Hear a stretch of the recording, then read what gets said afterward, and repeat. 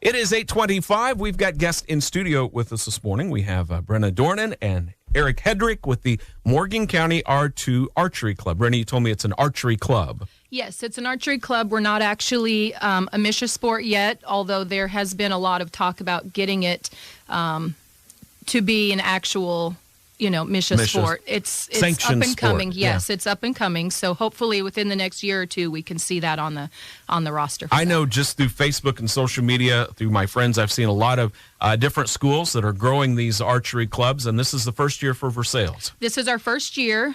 We started practice back in October. We have included high school this year, so we had a pretty good turnout. I think we ended the season with 14 kids sticking it through.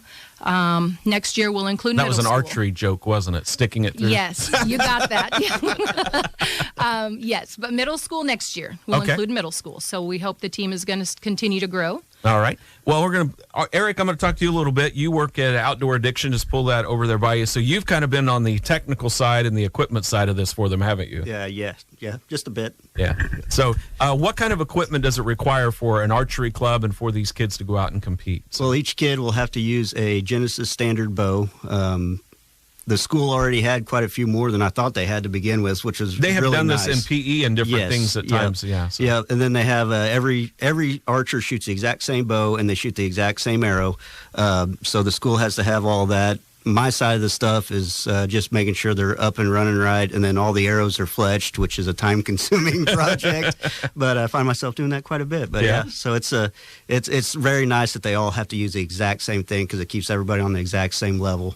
Now, we've had other folks in. We've had the conservation agents in, and we've had Paul Alpers in who talks about the fishing tournaments and some of the youth tournaments. This is just another way to keep kids involved in these outdoor sports, right? Absolutely.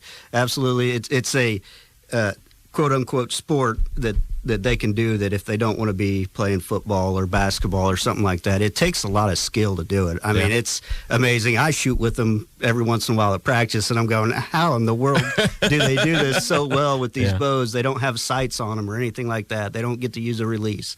It's all by hands, and it's amazing what they can do with these bows. When they go to a competition, what is a standard competition like for these kids? So they'll shoot bullseye, which is 3 rounds from 10 meters and then 3 rounds from 15 meters. And they'll shoot those.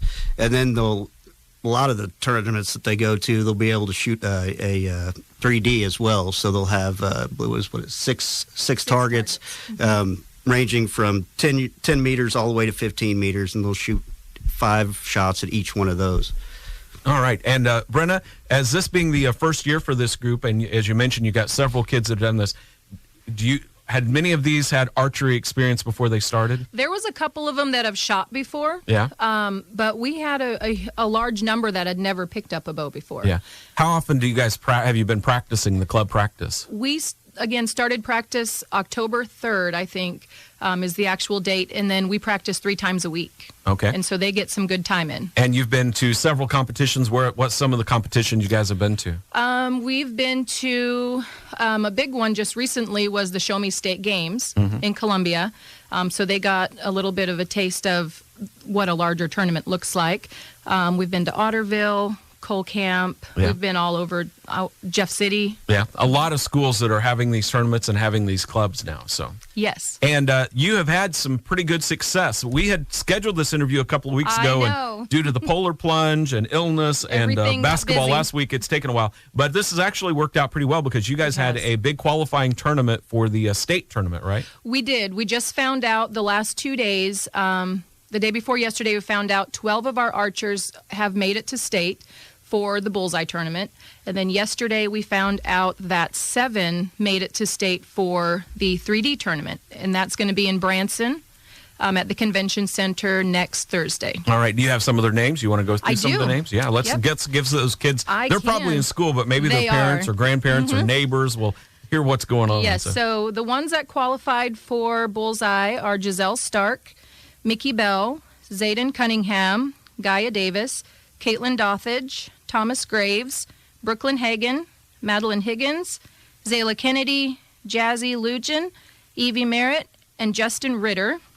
And then of those, we had 7 make it for 3D, and those are Justin Ritter, Mickey Bell, Thomas Graves, Brooklyn Hagan, Madeline Higgins, Jazzy Lugin, and Evie Merritt. So we had a really good number make it our first year. Do you see, is there, I'm trying to figure out how to word this, but when these kids came in, was there a common thread among the kids, or they just come from all different kind of areas of the school and different parts of the county and stuff like that? Yeah, all different areas of the school, different grade levels, just wanting to try something different. Yeah.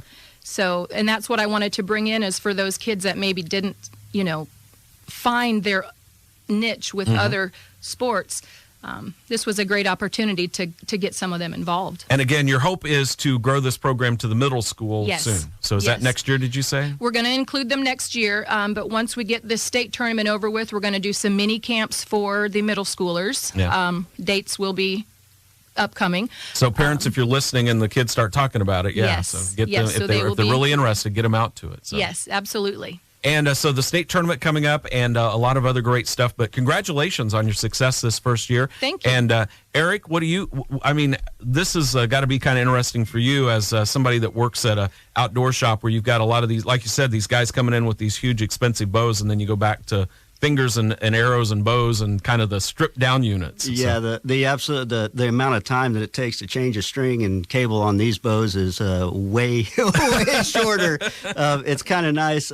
With doing that there at the store, we actually end up with archers from Cole Camp, Tipton, all over the place that come down and bring their bows and stuff to us down there. So I get to work on a majority of them, got to know quite a few of the other coaches around and stuff like that. So that's kind of nice. And I know you just yesterday were doing some stuff with the Wonderland Camp, which is in Morgan County near Rocky Mount for the developmentally disabled, that they do some stuff there at their camp as well. Yes. Mike Clayton had called and said, hey, we got some bows that we need fixed, and I hear you guys can help us out. So we jumped on that, and we want to see them do well down there. They're in need of a few bows, actually. We've got some up and running for them, but if anybody's listening that would want to help them out, that would be great. They can reach out to me or Mike Clayton or anybody down there and just whatever, and we'll take donations, stuff like that, and bows and arrows, whatever they can do. It's a really great organization down there. Stop by Outdoor Addiction there in the Westview Shopping Center, or give you a call there at the store, and you'll help them out, figure out what they need. So. Absolutely. Well, we appreciate you guys coming in this morning, talking to us a little bit about this, and good luck with your state tournament coming up soon.